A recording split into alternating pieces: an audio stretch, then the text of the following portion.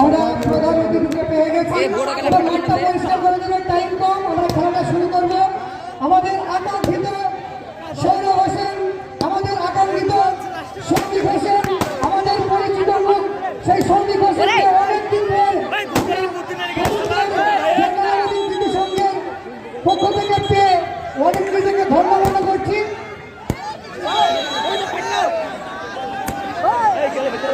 মাঠটা পরিষ্কার করে দাও প্লিজ, মাঠটা পরিষ্কার করে দাও,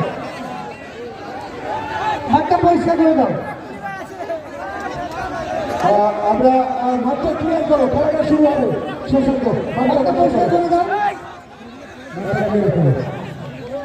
আমরা বলছি আমরা সম্মানের অতিথিদের পেয়েছি, আমরা গর্বিত, আমরা আপ্লুত। পাবলিয়া জয়গালী স্মৃতি সংঘের পক্ষ থেকে সম্মানীয় অতিথিদেরকে অসংখ্য অসংখ্য অভিনন্দন। শুরু হচ্ছে তৃতীয় খেলা, শুরু হচ্ছে প্লিজ আমাকে একটু পরিষ্কার করে দেবো।